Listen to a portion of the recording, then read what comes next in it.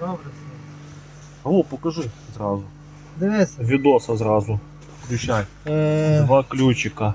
Дизайн. Дивимося Штори. Hyundai Tucson, такий, як я тобі показував. Бензин на гібриді. Опа.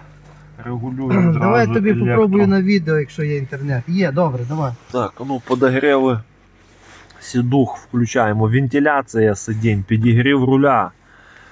Паркінг, дивися, з кнопок тут все Так, ну нажимається. опять це одноприводний, не повний. Не повний, ні. Ну то повний теж, бачиш, в нього буде, але на такі комплектухи ти візьми, дивися, адаптивний круїз, тримання полос.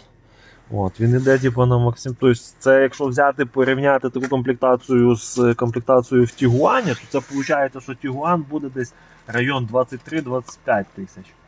Ось з такою комплектухою.